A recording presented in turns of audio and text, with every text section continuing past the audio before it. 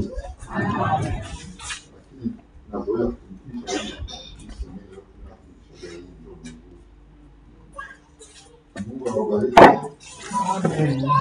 Na mimi nawasalimu kwa jina la Bwana wetu Yesu Kristo. Amen. Amen. Lakini nitaubiri kimawana. Ninazoea kimawana.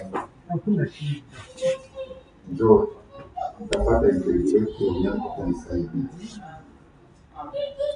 Ndawasuluhisha nanyi kwa jina la Yesu Kristo. Kwa jina la Yesu Kristo.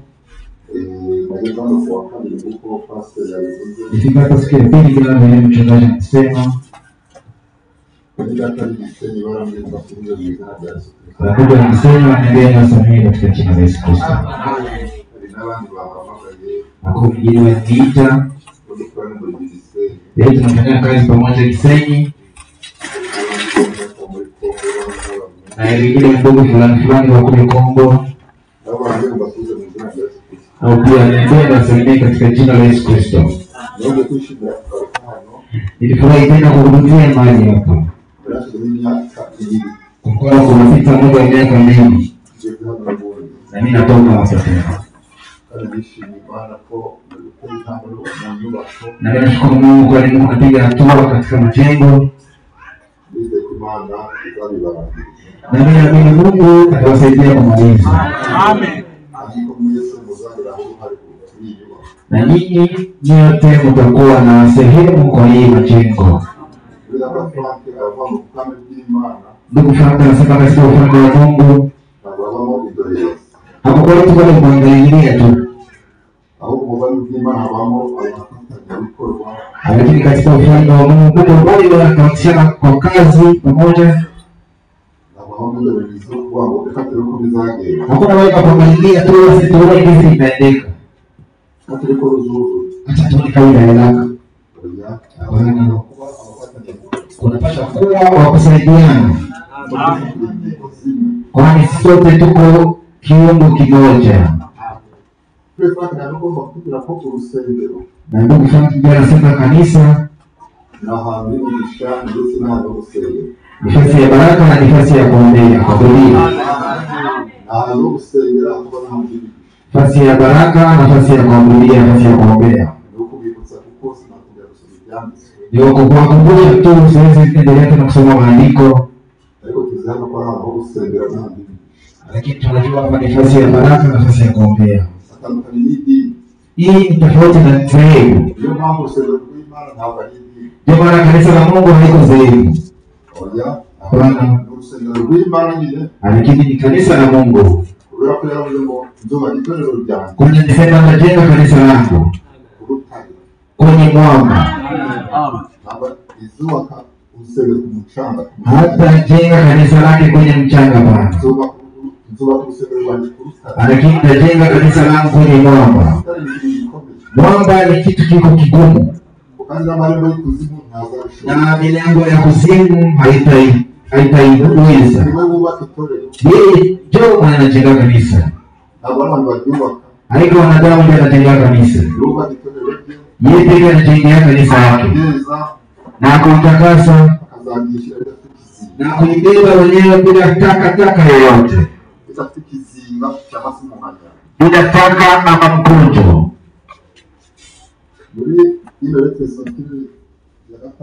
Kwa hiyo barua mzunguko ya 6 mtumishi wa Mungu Frank anatafsiria kanisa jinsi linasema.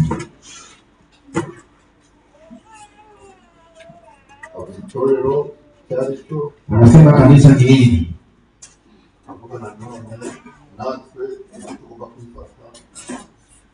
Na anasema sisi pia naona tunapaswa kushika ndani ya kanisa. Ili tuambatane na mwenye kanisa. Kanisa la Yesu Kristo haiko agano.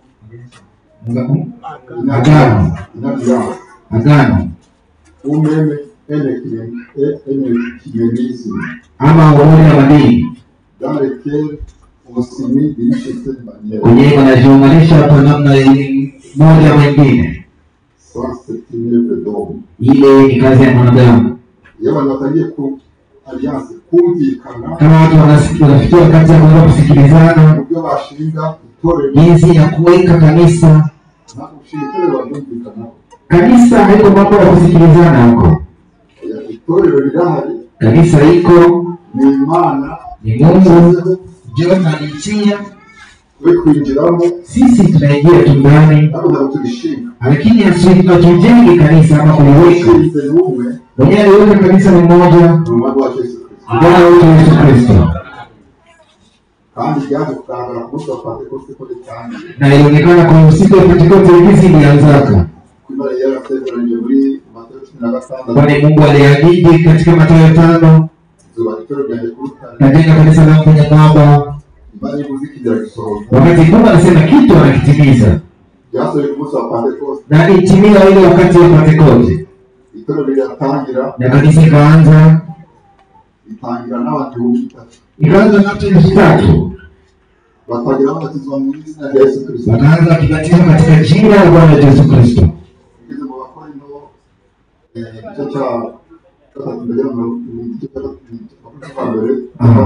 Ikifikia wakati ya kitabu cha Wakorintho wa kwanza sura ya 3.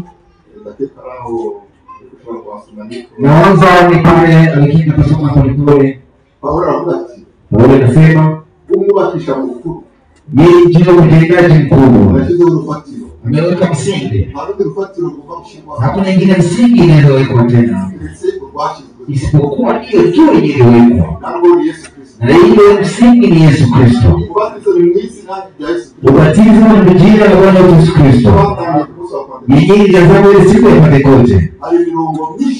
Huko nyaraka nyingi za Biblia inaonyesha Wakristo wa mwanzo wale mwanzo wa asili walikuwa wakibatizwa ndani ya jina la Bwana Yesu Kristo. Mungu ndani ya kitabu cha Mtume Matendo ya Mitume sura ya 1 sura ya 2:37 mpaka 38. Unasoma katika Matendo ya Mitume 8:14. Unasoma pia katika Matendo ya Mitume 10 na mstari wa 14 mpaka 17. Unasoma ndani ya Matendo ya Mitume 19 mstari wa 1 mpaka 6. Abo bose babatizwa nicyo gihe. Bali wote walibatizwa ile wakati babatizwa kama izina rya Yesu Kristo. Walikuwa wakibatizwa katika jina la Bwana Yesu Kristo. Mungu babatizwa yeye. Isipokuwa ataka walikuwa walishabatizwa leo. Na walikuwa washabatizwa mwingine na jina. Yesu anakuambia babatizwa mwingine. Lakini ilikuwa na bidii waongeze tena wabatizwe katika jina la Bwana Yesu Kristo. Acha tusome tu shairi mbili. Tusome ndani ya Matendo ya Mitume 2:37 na tutasoma pia Matendo ya Mitume 10:9. Acha tuanzie hapo. Matendo ya Mitume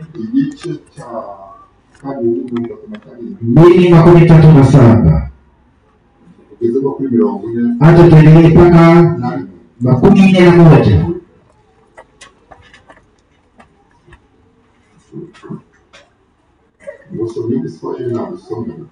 Wakisoma Kiswahili tusaidie. Tunasoma jina la Yesu Kristo Matendo ya Mitume 2:37-41. Waliposikia haya wakachoma moyoni mwao, wakamwambia Petro na mitume wengine, tutende je ndugu zetu? Petro akawaambia, tubuni, kabatizwe kila mmoja kwa jina lake Yesu Kristo, mpate ondoleo la dhambi zenu, nanyi mtapokea kipawa cha Roho Mtakatifu. Amen. Kwa kuwa ahadi hii ni kwa ajili yenu na kwa watoto wenu na kwa watu wote walio mbali na kwa wote watakaoitwa na Bwana Mungu wetu waingie. Akawashuhudia kwa maneno mengine mengi sana na kuwaonya akisema, jiokoeni na kizazi hiki kenye ukaidi. Nao waliopokea neno lake wakabatizwa, na siku ile wakaongezeka watu wapata 3,000. Amen. Mungu awabariki. Ubatizo kwa jina la Yesu Kristo ni ahadi. Ikawa ya ile wakati wasikia Pentekoste na watoto wao na wengine kwa mbali, isipokuwa tu wengine wataitiwa na Bwana wetu Yesu Kristo. Wakati mwenye ataitiwa na Bwana wetu anabatizwa kwa maji mengi kwa jina la Bwana wetu Yesu Kristo. Alibatizwa na maji mengi kwa jina la Baba, Mwana na Roho Mtakatifu. Kwani hadiandikika na maandiko matakatifu. Matendo ya Mitume inatafsiri ni Roho Mtakatifu mwenyewe anatenda matendo ndani ya mitume. Kwani Yesu alifanya ahadi Yohana 10:14, Roho Mtakatifu akikuja atakamata mwenyewe nisemaka kisha awatafsirie. Mwenyewe Yesu alisema ndani ya Mathayo, ndani ya Yohana, Marko na Yohana na Luka, alikuwa akiwatafsiria kwa siku ya Pentekoste. Hakuna mtu anaweza tafsiri kushinda Roho Mtakatifu. Teolojia haitafsiri vizuri kushinda Roho Mtakatifu. Roho Mtakatifu ndio anapanama tafsiri na ndio kweli. Ni Roho wa kweli. Tena wakitumia hawezi muona. Wakitumia na yenyewe mazaliwa mara pili hawezi kumuona kama. Watu wengi katika dunia hii wanafundishwa na watu wenyewe wazaliwa mara pili. Kwani kuzaliwa mara pili Biblia inatuambia kuzaliwa mara pili tukipewayo na neno la kweli. Neno la kweli ndilo cha mtu anazaliwa mara pili. Maneno ya kidini ya kiteolojia haiwezi tuma hapa kuacha umezaliwa mara pili. Na Mungu abariki jina la Yesu Kristo. Hii ahadi ya kubatizwa na jina la Yesu Kristo ilitimilika ile siku ya Pentekoste.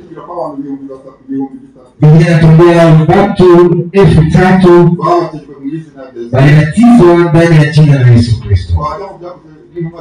Tukienda ndani ya Matendo 19, kuko watu wenyewe walikuwa batiziwa na mtu wa mkubwa.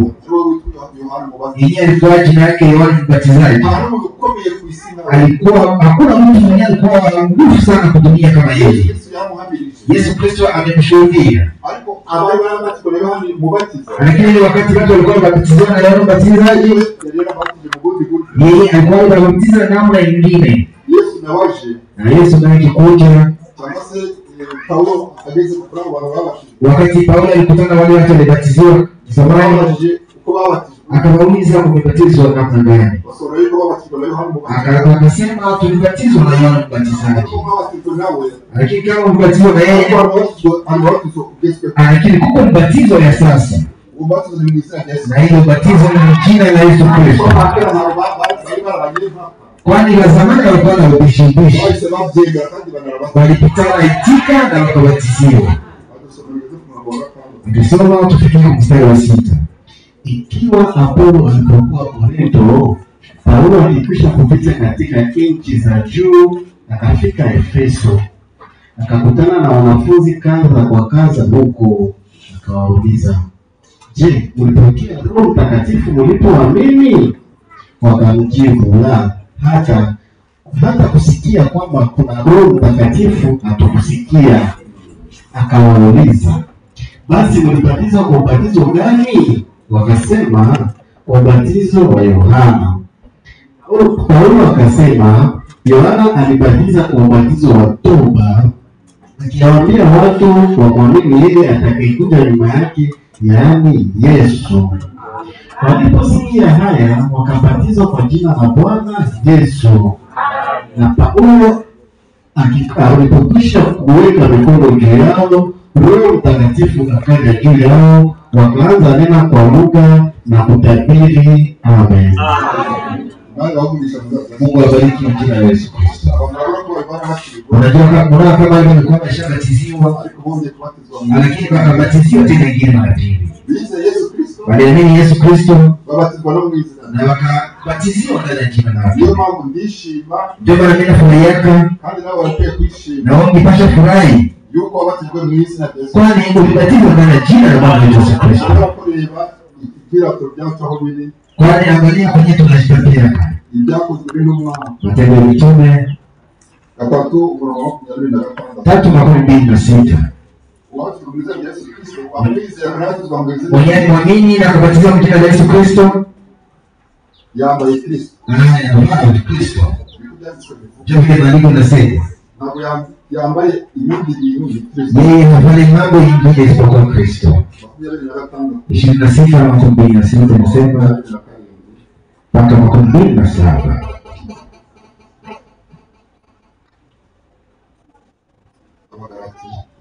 Kitabu cha Galatia 26.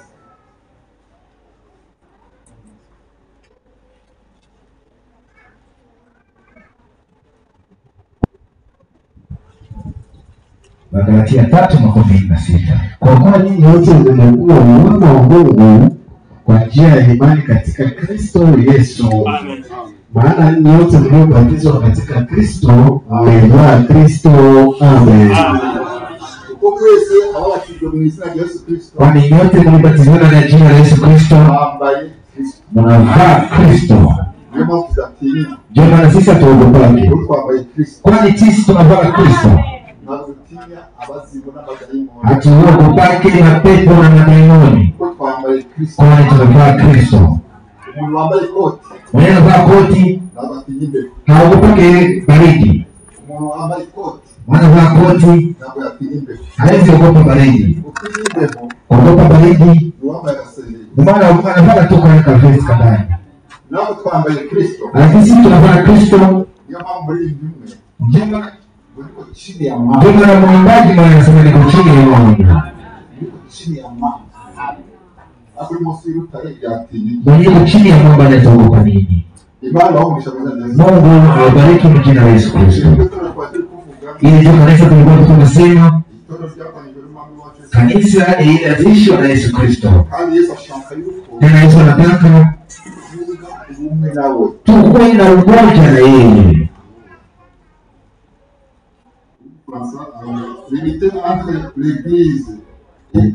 Umoja katika kanisa na Kristo inaambatana na hii. Kristo ndiye tumaini ya utukufu zana ya wale waliochaguliwa na waliokombolewa.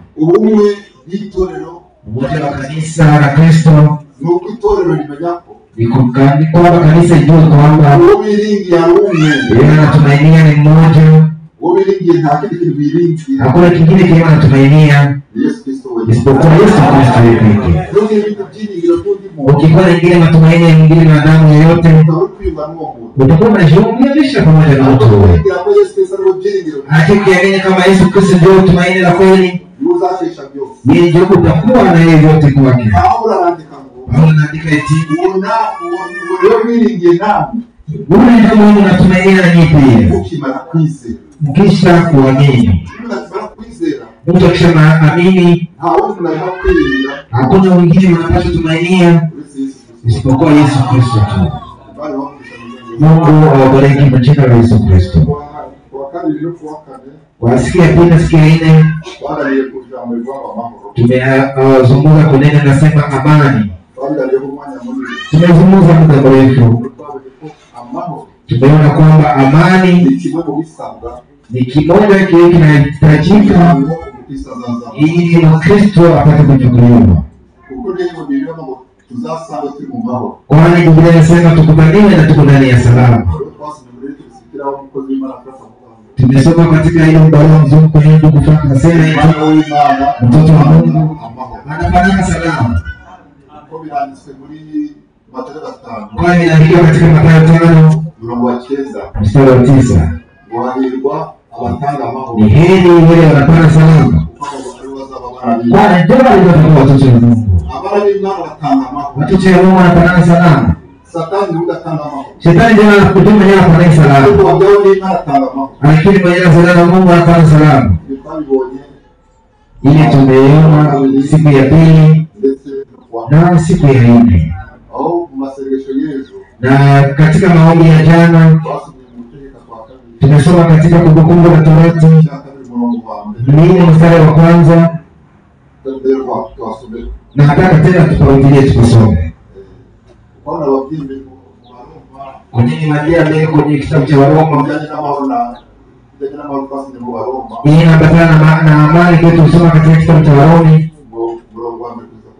sura 5 mstari wa 5. Lakini kuhusu yetu tusoma jana kwenye tulikamatia ili tuombe. Msomaji atusomee mstari wa pili, mstari wa kwanza wa pili. Kumbukumbu la Torati moja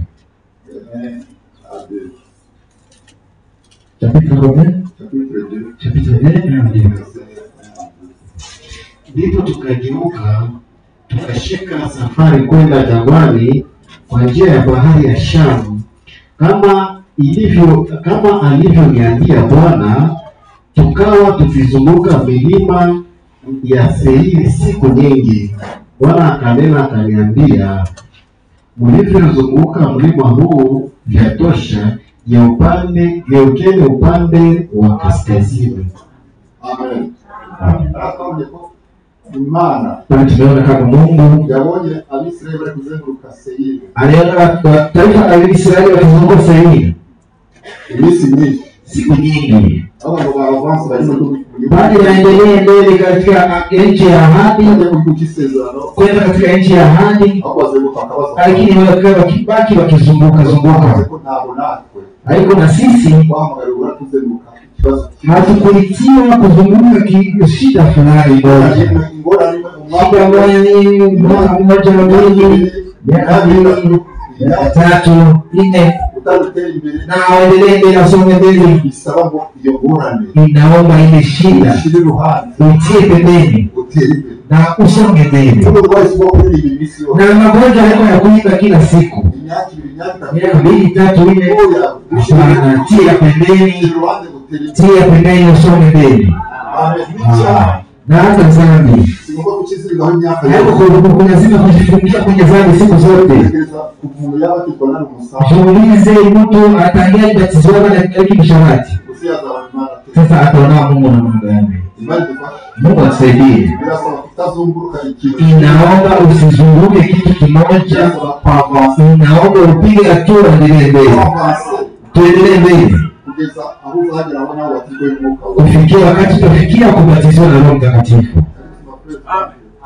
Ni wakati mkwani kwa soma Frank ubatizo wa Roho Mtakatifu uko mnabatizwa kwa maji mengi. Jinsi mtu anabatizwa na maji mengi, na ile viungo vyote vilingana na maji mengi, na ubatizo wa Roho Mtakatifu, na mawazo yako yote yanapaswa kubatizwa na Roho Mtakatifu, na unabaki na mawazo mazima.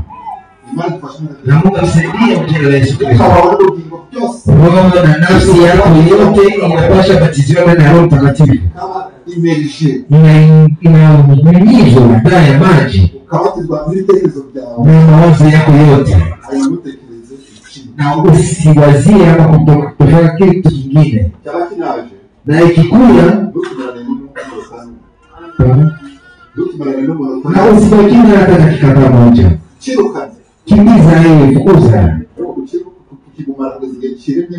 Lakini ukikipatia ndani kama kinafika kuzaa dhambi, inakuwa haiko hapo. Bila tatizo la Roho Mtakatifu hapo ndivyo inafanyika. Acha tusome maandiko matakatifu ya siku ya leo. Dakika fulani sasa zinabaki. Acha tuone kama tunaweza kuzungumzia katika kitabu cha Yohana sura 4.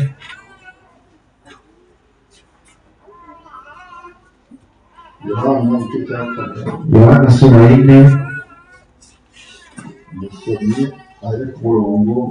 Wakutusomea kuanzia kwa mstari wa 14 mpaka 23. Tukisimama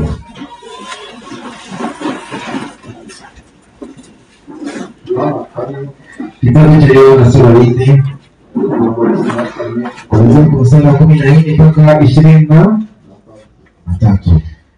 Lakini yeyote atakayekunywa maji yale nitakayompa mimi hataona kiu milele, bali yale maji nitakayompa yatakuwa ndani yake chemchemi ya maji yakibubujika uzima wa milele.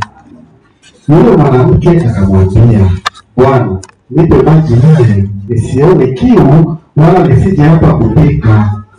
Yesu akamwambia, nenda kamwite mmeo uje naye hapa. Yule mwanamke akajibu akasema, sina mume. Yesu akamwambia, umesema vyema, sina mume, kwa maana umekuwa na waume 5, naye ule uliye naye sasa sio mume wako. Hapa umesema kweli. Yule mwanamke akamwambia, Bwana, naona ya kuwa huu nabii. Baba zetu waliabudu katika mlima huu, nanyi husema ya kwamba huko Yerusalemu ni mahali patupasapo kuabudia. Yesu akamwambia, mama, unasadiki? Saa inakuja ambao watamwabudu Baba katika mlima huu. Saa inakuja ambao hawatamwabudu Baba katika mlima huu wala kule Yerusalemu. Ninyi mnaabudu msichokijua, sisi tunaabudu tukijuacho, kwa kuwa wokovu watoka kwa Wayahudi.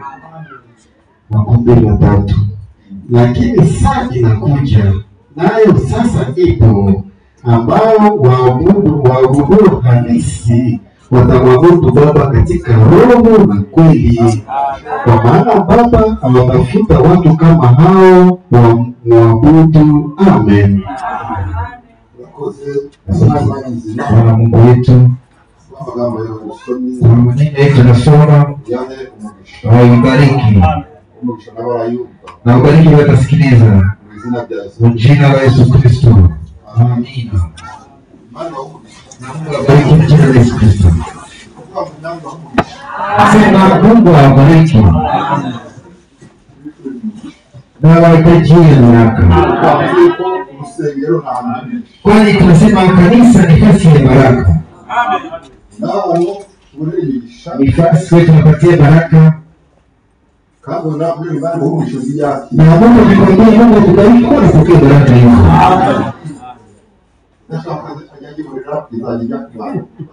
Na mwenyewe hataki kupokea ile baraka, hakuna viapo itakuwa na ndio mwenyewe anaitaka. Unajua katika Biblia Yesu ametuma mitume wa 12. Alitimia mahubiri. Maneno yote mkaingia ndani. Aseme amani iko ndani ya nyumba hii.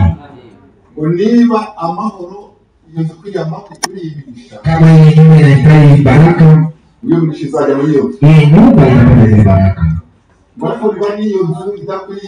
Lakini kama hii nyumba haistahili zile baraka, ile baraka itarudia.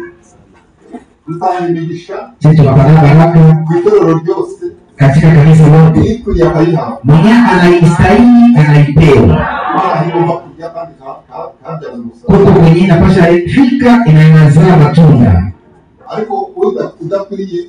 Lakini mwenye anaistahili zile baraka zinarudiana na ule mhubiri.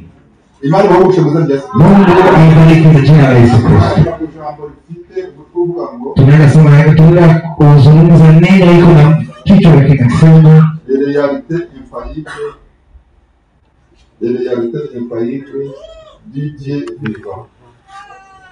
ukweli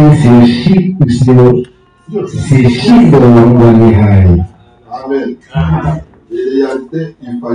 Ukweli usishindo ya Mungu aliye hai.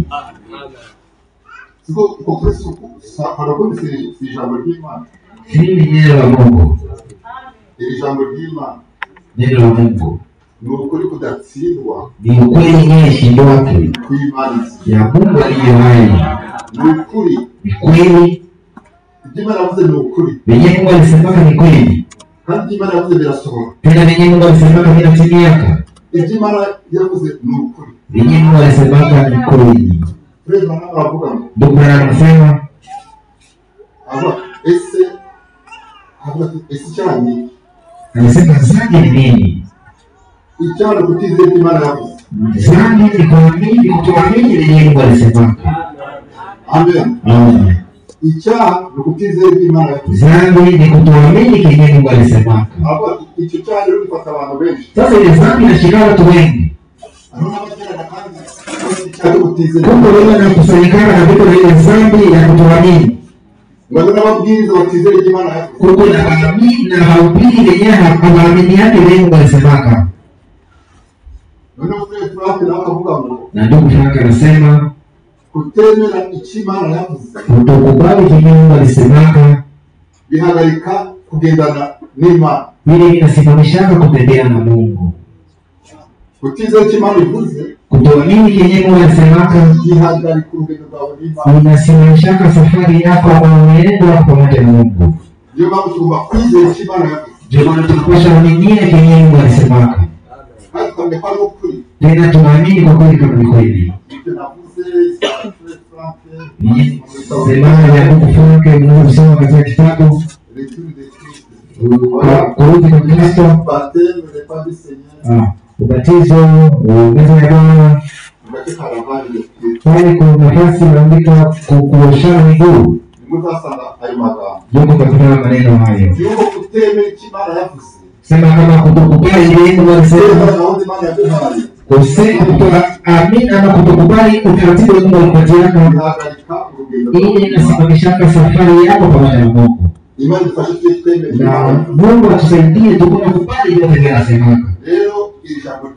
Sasa hii neno la Mungu ndio realite infaillible. Ndio kweli sio shindwa. Amen. Ya Mungu ndiye nani? Abantu bakagurura amategeko.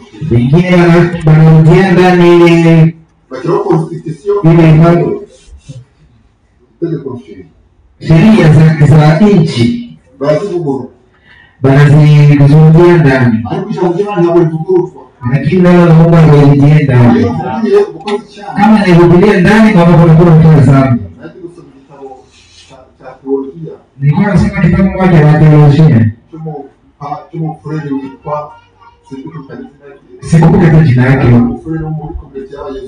Lakini kwa ule bali ya Fred wa Jesuit. Ubatizo waravuguru. Anasema ubatizo umerudiliwa ndani. Waravuguru ndio mambo batiza mshana ya kata kwese n'umwana n'umwuka wera kugahana. Bamerudilia ndani ndio maana wanabatizana jina la Baba Mwana na Roho Mtakatifu kwenye kichwa. Wanarudilia ni kitu cha mtu. Kwani mwanadamu anastahiliaka. Lakini Mungu ndiye anadhani. Yeye anasema ni kweli. Ndio maana ubatizo ni jina la Yesu Kristo. Haiwezi kutiliwa ndani kama. Ufunuo wakati inafikia ndani. Ile ukweli yenyewe haikuweki kuna shaka ya Mungu aliye hai ni maandiko matakatifu. Biblia tuambia ati Biblia tukataza tusiongeze wala kupunguza, kwani mkiongeza mtapata mashida na mkipunguza pia vile kwa matatizo ya kutopata na kwa ile sehemu ya mti ya uzima. Mungu abariki jina la Yesu Kristo. Ni kweli. Ijambo limana ni reality. Neno la Mungu ni kweli. Biblia inasema ni heri kwa mtu aliyeamini mambo ya Mungu alisema. Na mwenyewe kusikia maneno ya Mungu alisema. Fedha wanasema impamvu abantu batahamba amasezerano y'Imana. Inamna ni watu kwa nini watu wapeleke ile ahadi ya Bwana. Mwalimu na wabuni tunasema. Kwa nini Mungu anasema mambo? yabivuga abantu babyizeye, akisema wakati wanaamini, yabivuga abantu babihabwe, na wakisema na watu hawatapewa. Kibazo nuko shida ni kwa juu. Hari ukuntu bashaka kwintu bigenda. Huko naona kama nataka mambo itendeke. Ndio byaza kuko Imana nuko bo batabishaka. Sasa nikikuja na mwana wewe hawataki, bikabaza majibu na inakuwakosesha ile sababu ya kuifanya. Mungu yuko na njia zake mwenyewe. Mungu abariki Yesu Kristo. Mungu yuko na njia zake. Na kama hakubali njia za Mungu, na hawezi pata ile ahadi za Mungu. Mwazi muamini kwamba kukubali tunaamini Mungu aliye hai. Tunaamini Mungu aliye hai. Nyuma hapa msalaba ni kwa Yesu. Uko Yesu yarazutse. Kwani Yesu ameshafufuka. Haiko tena kwenye msalaba. Umusaraba Israeli ulividi. Msalaba iko vidi, hakuna mtu. Yesu ameshafufuka. Hatutaka tena Yesu tuongeze tena tumtie msalaba. Tumtie kwenye kanisa. Na ameshafufuka na yuko mzima. Ni mzima. Ni mzima. Mwenye dada tukapata musaraba mushiraho Yesu. Mungu usikamate msalaba utie kwa Yesu. Ulikora mukishira musaraba gusa. Tia kutu msalaba yote. Lakini tia tukale kaumbo. Ulikwenda pesa kibao. Ukisikia inaonyesha kama Yesu ndiye anashukuru. Tena aishatoka kule ni mzima. Tena yuko mzima milele na milele. Mungu awabariki jina la Yesu Kristo. Hatuamini ile Yesu mwenyewe kwa msalaba. Wao wenyewe tungaliki kwenye msalaba. Kwa hiyo watu waenda mbushu na ingaliki kwa msalaba. Yesu ashatoka kwa msalaba na kwa msalaba tena ashafufuka. Katika Matendo nasema Ufunuo nasema nilikuwa nishakufa. Lakini niko milele sasa. Tunaamini Yesu Kristo mwenyewe alifufuka, na sisi pia tushafufuka, kwani tulikuwa wenye kufa. Wakati alifufuka na sisi tukafufuka pamoja, na sisi tuko hai. Mungu ni wale, ni Mungu aliye hai. Mungu wa wale washakufa, na sisi tuko hai. Nasema na neno la Mungu tulikamata kama kweli. Ni kama ni kitu kenye hakishindwa. Kitabu cha Marko 16 huko neno nasema ni ukweli yenye hakishindwa wake ya Mungu aliye hai. Marko 16 mstari wa 18 huko neno nasema angalia ile ishara zitafuata wale amini. Amini, wale amini. Ibimenyetso bizagendana n'abizera. Zile ishara zitatendea na wale walioamini. Murabizera sijui kama nini mko waamini. Murabizera Siko waamini. Siko mpetea jina la Yesu Kristo. Biblia inasema ibimenyetso bizagendana n'abizera. hizi ndio ishara zitatendea na wale walioamini. Haitatendea tu na wahubiri peke yake, na itatendea na kila muamini wote. Wataweka mikono kwenye wagonjwa watapona. Ile ni kweli. Tena inapaswa kutimilika. Watafukuza mapepo kwa jina la Yesu Kristo. Ndugu Brian anaongeza kitu kingine kikubwa. Anasema kama muamini na ile maishara hazikusindikize, ni kusema imani yako ni ya kuwa kwa mashaka. Sijui kama tunaelewana. Kila mtu anasema anaamini na nishaka tizama nishaamini, zile ishara zinapaswa kusindikiza. Hata tunapasoma katika lugha ya Kiswahili Mungu anasema hivi, kama zile ishara hazikusindikize, Mungu sema kama iwe imani yako haiko kwa shaka. Na ndugu Frank anarudia tena, na Mungu kama Mungu anasema zile ishara kama hazikusindikize, hazikufuati. kwizera pe n'ubushidikanya. Nikisema kama imani yako iko kwa mashaka. Uburwayi yarwaye. Waganga mgonjwa kidogo. Wizera wewe mrambikiriga. Wewe waamini uweke kwa mikono. Kama uko mwamini kwa kweli.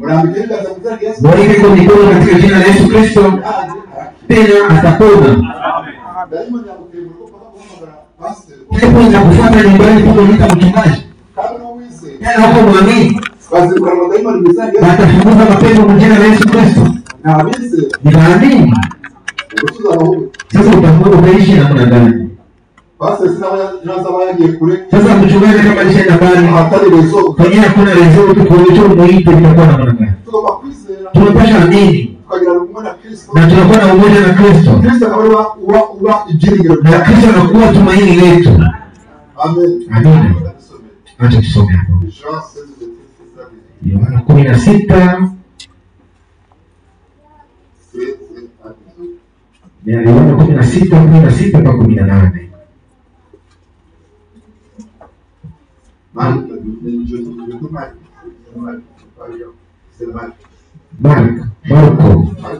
Marko 16 mpaka 18. Anayeamini na kubatizwa ataokolewa. Je, unasikia kazi? Atakapoamini na kubatizwa ataokolewa. Acha tuanzie hapo. Uwizera akabatizwa. Ataamini na kubatizwa ataokolewa. Kwa wakati mtu anabatizwa na ni mwizi, na ni mlevi, na ni msharati, lakini hali inasema wewe atabatizwa, ataamini na kubatizwa ataokoka. Ataokoka. Kama alikuwa anaiba vinaenda, vinaisha. Kama alikuwa msharati vinaisha. Kama alikuwa mlevi mambo vinaisha. Na nasikia pombe iko inamkia vibaya. Kama alikuwa mwizi na utapata ile shauku ya kuiba hata pesa fulani. Nasema hata kumoja ya kumi. Benye maisha kuonyesha ile wizi na hawezi lipa moja ya kumi ya Mungu. Atajua kama katika mtoa mwani ilipata kama nani mtoa 1000 ya Mungu. Akisema hii haiko yangu ni ya Mungu. Mwenye aliamini na kubatizwa ataponeshwa wizi. Ni kweli. Kuko hapa watu washaokoleka, Fatana ni washaamini. Hakuna mwanaweza kubatiziwa na yaamini. Tunataka kwanza kuamini. Kuamini Bwana wetu Yesu Kristo kwa Bwana na mkombozi wake na mkombozi, kisha anabatiziwa, kisha ya kufuata ni kuokoka. Hakuna mtu maishaamini vizuri na ukutana kingana pingana kule kwa nyumbani. Wanapigana wale ndugu. Wale wandugu wiko wanapigana. Wiko wanapigana na kichwa bibi na bwana. Mbona waamini kweli? Watu wengi wanapigana ni watu gani? Ni nyama ndio zinapigana na kichwa. Hakuna waamini wanapigana na kichwa hapa. Amen. Uwizera akabatizwa wataamini na kuokoka na kubatizwa wataokoka. Na ile neno la Mungu. Kama umeamini utaokoka. Tena niba utarakizwa na kama haujaokoka, angalia mzee ndio huyo.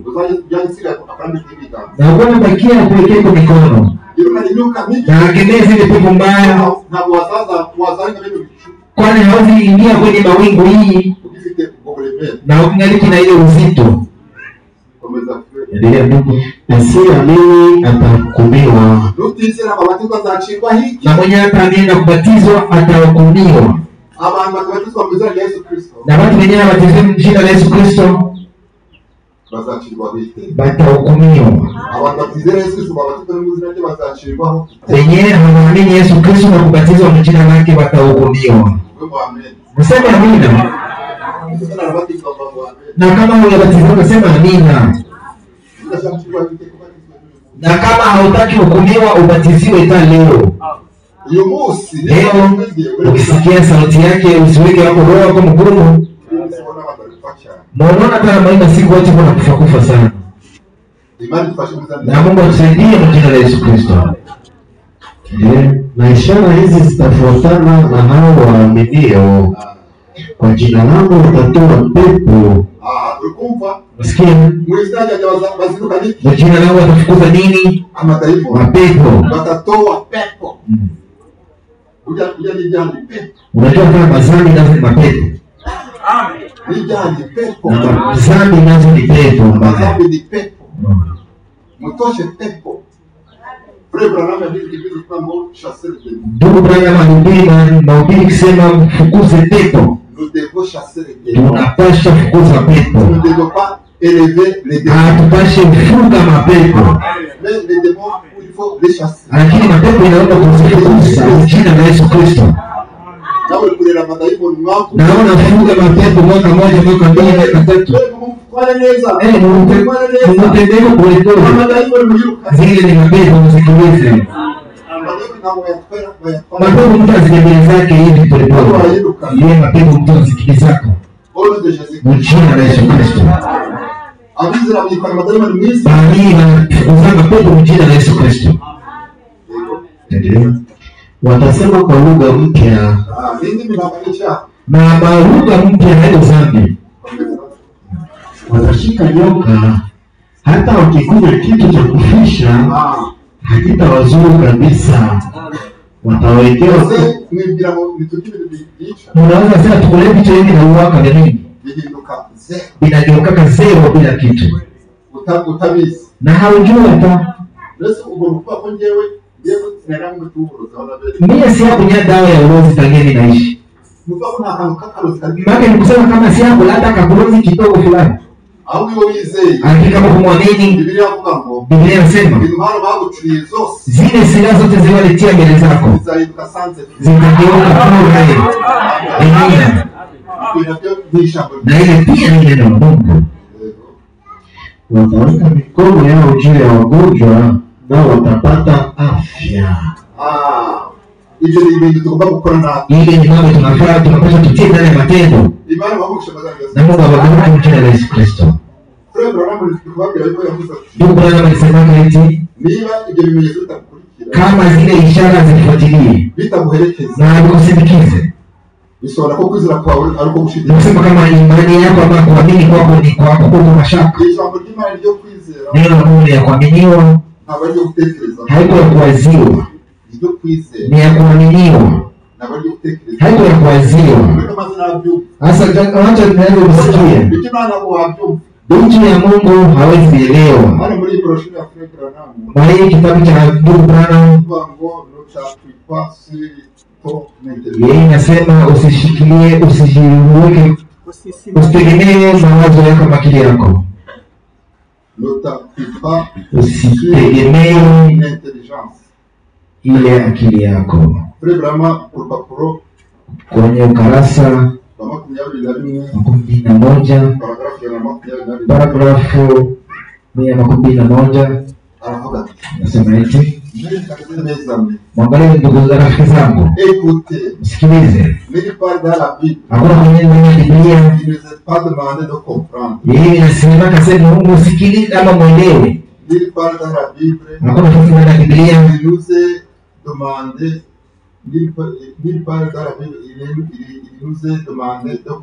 hakuna kitu ndani ya Biblia inasema tuelewe mambo. Amituombe kukuelewa. Biblia inatupasha tuamini. Inatupashwa tuamini. Na kuamini kwa nini? Kwa imani. Kama mnaelewa, alors cela annule la foi. Alors cela annule la foi. Ili inavuta imani. Vous ne pouvez pas la comprendre. Na mwezi kuelewa. Mais vous la croyez. Lakini mnaiamini. Si Si je pouvais comprendre Dieu, ingekuwa nikipasha kuelewa Mungu, je n'aurais pas besoin de croire Dieu. singeamini Mungu. Je ne comprends pas Dieu. Sielewi Mungu. Personne ne comprend Dieu. Hakuna mtu anaelewa Mungu. Je ne peux pas comprendre la parole de Dieu. Siwezi elewa neno la Mungu. Mais je l'accepte. Lakini mimi naikubali. Je la crois. Na mimi naiamini. Il ne m'a pas demandé de la comprendre. Ile hainipashe mimi nielewe tu. Wakakubwira ikintu. Wanakwambia kitu. Sisi byabaye kuri Petero. Ndio mambo ilikuwa na kwenye Petro. Bagiye kumoza ibirenge. Wakati walikwenda kunawisha miguu. Yesu manzi bisobanurire neza. Akaanza ambia Yesu, anza kwanza unitafsirie kwanza vizuri. Nielewe. Ama mimi ndio nikunawisha sasa. Au ndio frefa kakuta. Ndio mfano anasema. Nijima nivuze. Nijima anasema au bija himba. Hakuna mtu analeta ubishi juu yake. Utize uko byakabana. Nikuelewe tu ziliko. Amen. Amen. Akavuga ati frefa na. Anasema ndugu Branham, yeye imbaka ku jambo ry'Imana. Kama unaita ubishi kwenye neno la Mungu, yerekana ko utaravuga. Ile inaonyesha kama hujazaliwa mara ya pili. Ureka byabaye kuri Nikodemo. Na hivyo kwa kwenye Nikodemo. Wali utaravuga. Wenyewe kwa bado hajazaliwa mara ya pili. Na akileta ubishi kwenye neno la Mungu. Lakini Mungu aposifa. Kwani Petro alifikia wakati akaelewa na akakubali. Akafikia wakati akakubali. Wakamsalisha kwa hiyo wakamosha miguu. Hii inakuwa ya faida kwako. Ni kuamini neno la Mungu bila kuleta maubishi. Mungu awabariki kwa jina la Yesu Kristo. Ndio maana sisi tunashukuru Mungu wetu. Kwani tuliamini Mungu aliye hai. Sasa unaamini Mungu namna gani? Na hauna uongozi. Tuliamini Mungu kwani tulipata muongozi. Wale wenye akili walitoka kule mashariki. Wakati Yesu alizaliwa, kile kiliwaongoza ni nyota. Ndio iliwaongoza mpaka kwenye Yesu alikuwa. Katika nyakati 7 za kanisa kuko nyota 7. Na Biblia inatueleza ni nyota 7. Ndio mitume 7 ya kanisa 7. Na zile nyota 7 wakati wetu tuko na nyota moja wakati anaodikia na muongozi ile mtume wa ile kizazi ni nabii wa hiki kizazi William Branham ndio alituongoza akatuongoza kwa Mungu aliye hai na kutuonyesha Mungu mmoja na hakuna Mungu mwingine nyuma yake. Yesu Kristo. Okay, kwa Mungu mmoja ni Yesu Kristo. Amen. Na kufuza mapepo mjina la Yesu Kristo. Mungu mmoja tunaamini, tunaomba dunia ya uzima wenye akili ni Bwana wetu Yesu Kristo. Amen. Amen. Katika mambo ya Mungu, unakuwa tuna mambo mbili peke yake. Unakuwa kuamini na kutoamini. Katika mambo ya Mungu unakuwa tuna mambo mbili peke yake. Kuko kuamini na kutokuamini. Kuko kikundi ya watu wenyewe waamini. Na kuko pia kikundi cha watu wanaamini.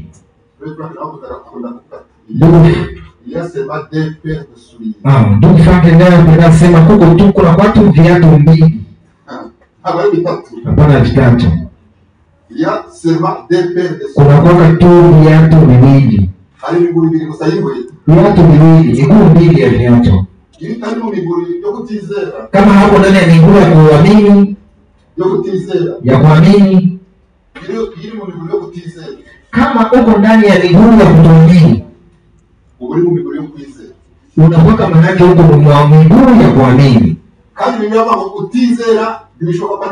Tena Biblia inasema mwenye haamini haiwezekani kumpendeza Mungu. Na sisi Mungu itupatie kuamini ile Mungu alisema. Mungu alisema nini? Yeye anasamehe dhambi zetu zote. Yeye ni kweli na kweli. Na akaponya magonjwa yetu yote. Na ile ni neno la Mungu na ni kweli. Na neno la Mungu linasema nini? Yote linawezekana kwa neno la Mungu, bali nini? Yote. Hakuna kinywa kiwezekani. Hakuna hata kinywa kiwezekani kwa neno la Mungu. Simepatia ushuhuda juzi. Dada yetu mmoja tushakani Rana. Na bakisana kidogo tukufa. Kwa sababu na roho moja. Bali tushaka wakatosha akatupa kile kwa gonjwa. Akabakia na roho moja. Lakini tuweze kupatia ushuhuda. Alienda kwa hospitali. Sasa tena kichuma yale kuongelea na tumbo.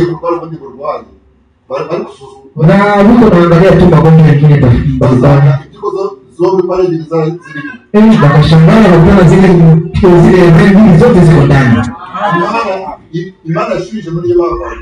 Mungu alirudisha kwa yeye mwenyewe kwa shatosha. Na Mungu ana ile uwezo. Na kurudisha kinywa kwa shatosha. Mungu anaweza yote. Na yeye anaponya magonjwa yetu yote. Na kusamehe dhambi zetu zote. Tena yote inawezekana kwa yeye amini. Sio kama mwingine. Kama yote inawezekana kwa yeye amini. Sio kama mwingine. Nichana ni ndio maana ya kishobora. Na kile kichache ni kama Mungu anakiweza. Hakuna kitu kile kinaweza kushinda Mungu. Kitu kinaweza wanadamu na waganga na waganga na wabyeyi kinaweza shinda na wazazi. Lakini hakuna kile kinaweza Mungu. Amen. Chana ni wanyabyeyi. Kwa vitu vinashinda wenye akili na elimu. Vinashinda uongozi. Lakini hakuna kitu kinachoshinda Mungu. Nataka tuombe. Tuombe Mungu aliye hai. Kwamba hakuna kitu kinachoshinda Mungu. Na wewe kama kuna kitu kinachoshinda, ukionyeshe Mungu. Niko nikisikia kwa kiimba desede. Ninaomba tuimbe kale nyimbo na sisi wote tukisimama. Kisha tukue na kitu kidogo cha kuambia Mungu. Kama tukuamini, hakuna kile kinashinda Mungu. Tutaimba kile nyimbo kisha kila mtu ataomba.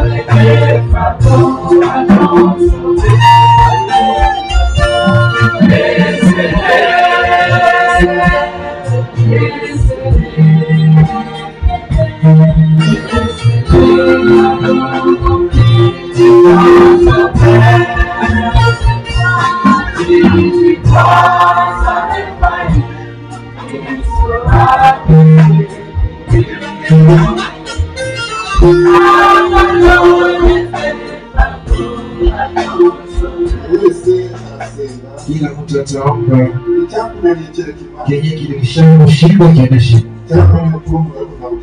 Kilishakushinda wewe lakini kiwezi kushinda Mungu. Kila mtu ataomba. Kisha mwisho mimi nitaomba.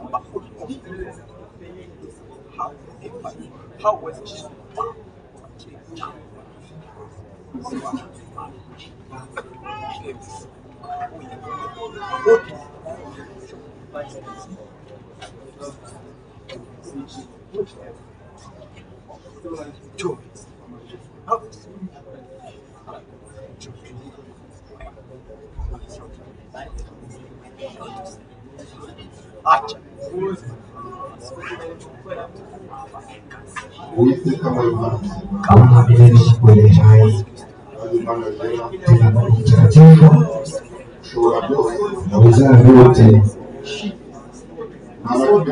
napata kitu kibaki kinaweza kushinda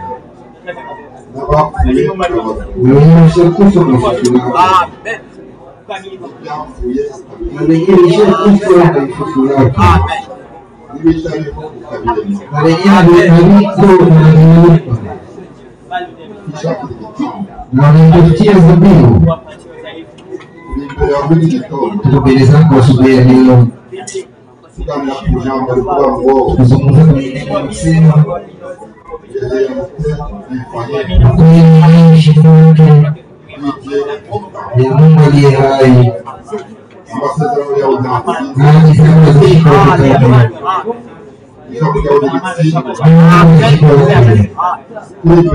tuko mbele zako tunaonyesha mahitaji tunazungumza nataka zetu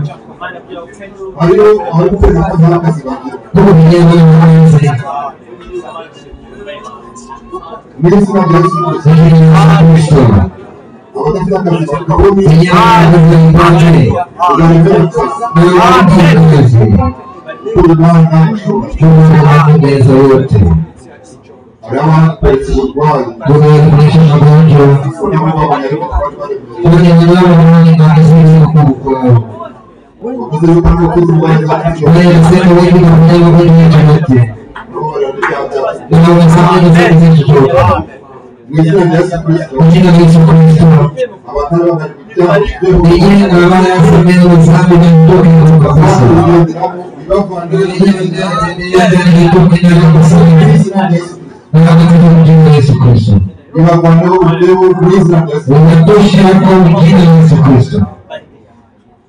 abarwayi bakire muri Yesu